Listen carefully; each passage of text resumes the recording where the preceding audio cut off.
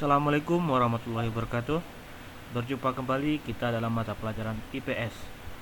Baik, kali ini kita akan membahas tentang pengaruh perubahan dan interaksi keruangan terhadap kehidupan di negara-negara ASEAN. Pengaruh perubahan dan interaksi keruangan terhadap kehidupan di negara-negara ASEAN. 1. Perubahan ruang dan interaksi antar ruang akibat faktor alam. Yang pertama ada faktor iklim.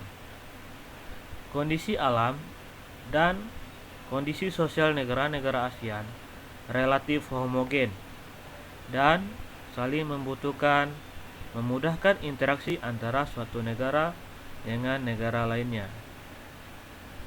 Interaksi ini terjadi dalam bentuk kerjasama di berbagai bidang. Banyak faktor yang menimbulkan berbagai bentuk interaksi antara negara tersebut. Yang pertama itu ada faktor iklim. Faktor iklim. Lokasi negara-negara ASEAN itu berada di antara benua Asia dan benua Australia, menyebabkan wilayah ini memiliki pola arah angin yang berganti setiap 6 bulan sekali atau setengah tahun sekali. Angin ini dinamakan angin muson, Angin muson terdapat angin muson timur dan angin muson barat. Angin muson timur itu berasal dari daratan Australia, yang mengarahkan ke daratan Indonesia atau ASEAN. Angin muson timur ini bisa mengakibatkan daerah negara-negara ASEAN menjadi musim panas atau musim kemarau.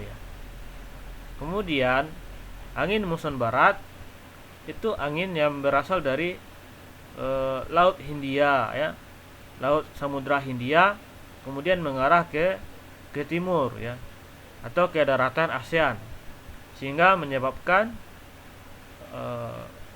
angin muson ini menyebabkan terjadinya musim hujan. Coba kita lihat angin muson timur dan barat, dilihat dari segi peta. Kalau warna merah itu adalah angin muson timur, angin muson timur. Kemudian yang warna hitam itu adalah angin muson barat. Jadi itu adalah perbedaan angin muson timur dan angin muson barat. Arah mata anginnya berbeda. Kalau muson timur itu dari barat ke timur. Kalau muson barat itu angin dari timur ke barat.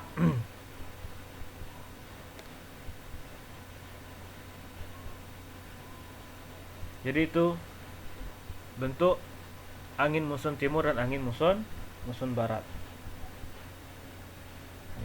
Selain dari iklim muson, di Indonesia juga ada yang namanya iklim matahari dan iklim fisis.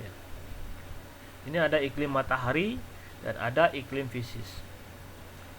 Iklim matahari, itu berada di yang disinari oleh matahari itu antara daerah yang memiliki iklim atau iklimnya sedang sampai iklim tropis. Itu adalah iklim matahari. Kemudian apabila iklimnya dingin itu tidak termasuk iklim matahari karena memang tidak banyak disinari oleh matahari, Jadi itu. Kemudian yang kedua ada iklim fisis. Iklim fisis ini adalah dipengaruhi keadaan fisik suatu wilayah, ya, seperti perairan laut, pegunungan, dan daratan. Ya. Jadi itu adalah iklim fisis.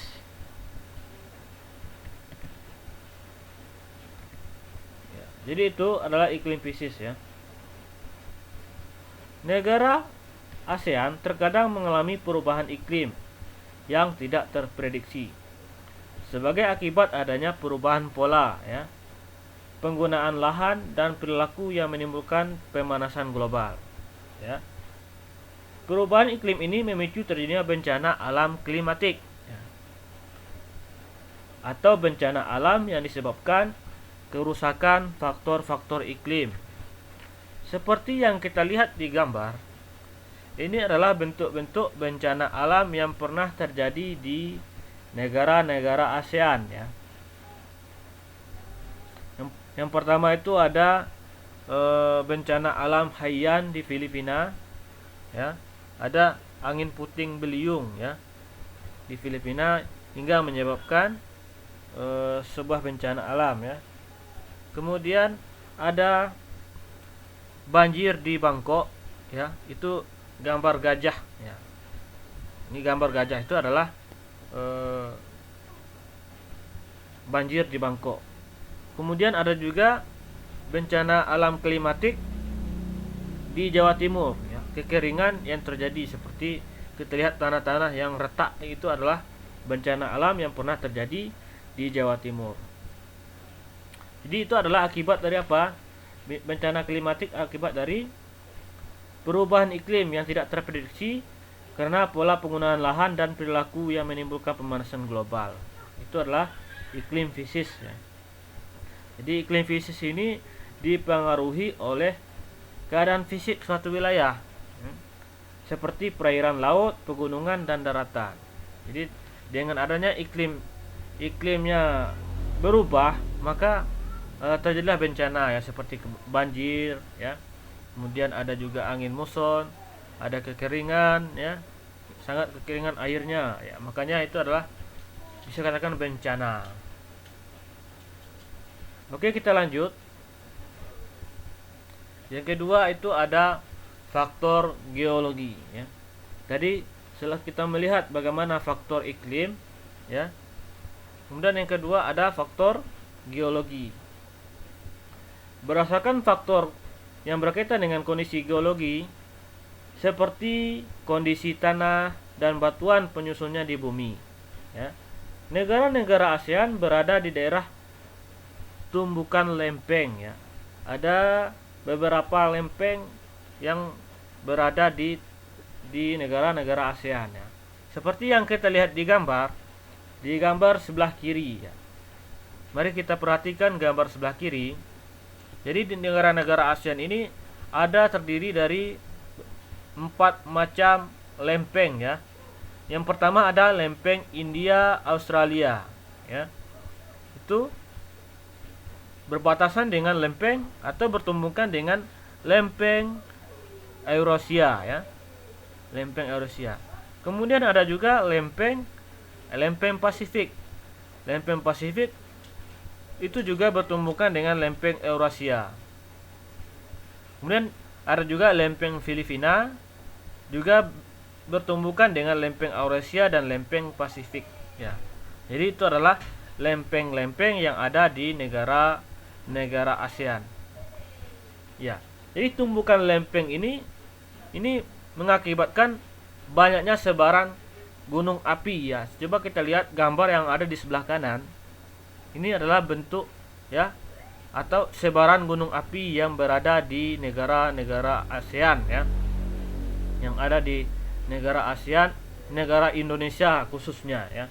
Jadi itu. Jadi akibat dari adanya tumbukan lempeng ini mengakibatkan banyaknya sebaran gunung api yang ada di Indonesia, ya. Ini mengakibatkan sebaran gunung api di Indonesia. Jadi pergerakan lempeng yang bertumbukan, ya. Misalnya lempeng Indo-Australia dengan lempeng Eurasia bertumbukan, ya. itu mengakibatkan terjadinya bencana geologis ya. Bagaimana bencana geologis seperti gempa bumi ya. Makanya di daerah-daerah Sumatera ya, kalau kita lihat gambar di sini, ini adalah daerah yang sering terjadi gempa bumi ya. Kenapa? Karena di sini adalah tempat terjadinya tumbukan lempeng ya. Tempat terjadinya tumbukan lempeng antara lempeng Australia dan lempeng Eurasia ya. Di sini jarang sekali terjadi gempa bumi karena memang ya, di Kalimantan ini jarang terjadi gempa bumi karena memang Kalimantan berada di daerah yang aman ya, tidak berada di tumbukan lempeng ya. Kalimantan berada di lempeng bagian lempeng Eurasia ya. Jadi itu kenapa bagian Sumatera misalnya dari Aceh sampai Lampung, Jawa juga sering terjadi gempa bumi ya, karena memang daerah-daerah pulau tersebut berada di lempeng Indo-Australia dan lempeng Eurasia, sehingga sering terjadi gempa bumi. Jadi gempa bumi ini terjadi apabila gempa bumi ini terjadi di laut, maka akan menimbulkan reaksi ya.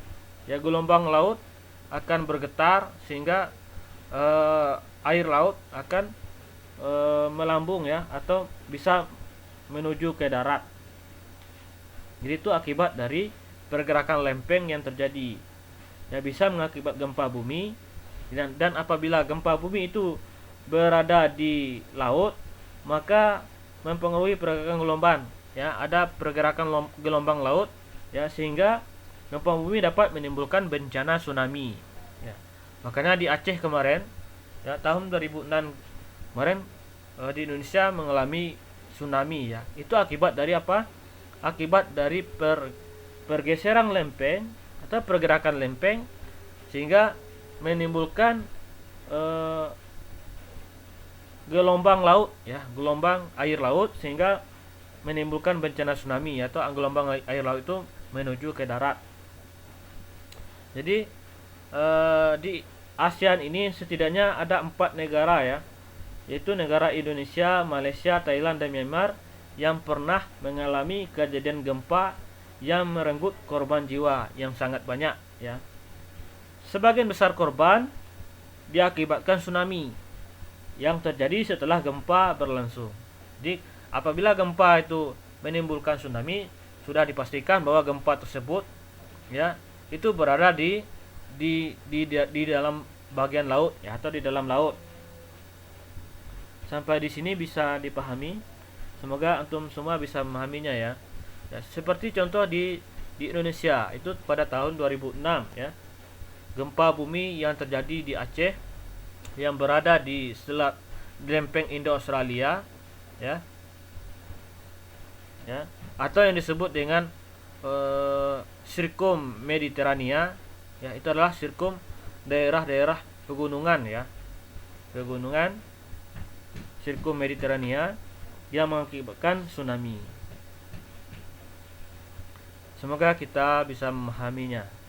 Kemudian yang ketiga atau yang C adalah faktor ketersediaan sumber daya alam. Apakah ada sesuatu yang dimiliki oleh daerah tempat tinggalmu ya, yang tidak terdapat di daerah lain?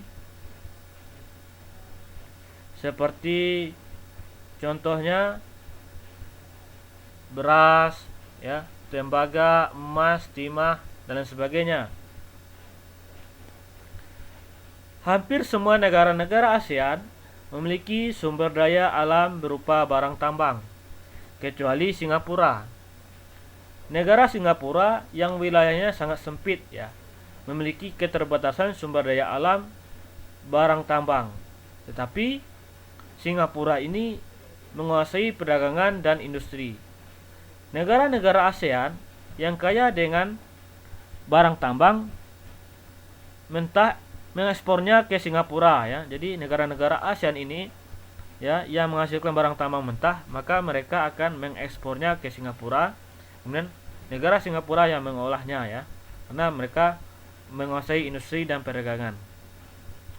Untuk diolah menjadi berbagai barang kebutuhan pokok. Negara-negara ASEAN yang lain juga melakukan kegiatan yang serupa dengan volume yang berbeda-beda sesuai dengan kemampuan masing-masing negara.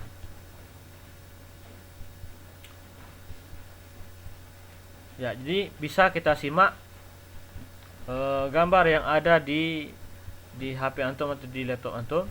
Ini negara Indonesia, Malaysia, Brunei Darussalam, Kamboja, Singapura, Laos, Myanmar, Thailand, Filipina, Vietnam.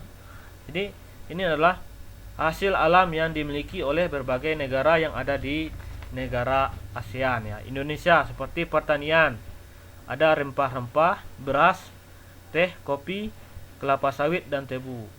Kemudian pertambangan minyak bumi, biji, timah, emas, gas alam dan tembaga. Ya. Kemudian ada juga tempat pariwisata yang diminati oleh banyak turis, misalnya di daerah Bali ya dan daerah-daerah lainnya. Ya, silakan antum baca di negara-negara lain ya. Ini seperti Malaysia, Brunei Darussalam. Ya, boleh antum. Ya. Jadi itu adalah ketersediaan sumber daya alam yang ada di negara-negara ASEAN. Baik, semoga antum bisa memahaminya. Kita akhiri pembelajaran kita hari ini dengan mengucapkan alhamdulillahirabbil alamin. Assalamualaikum warahmatullahi wabarakatuh.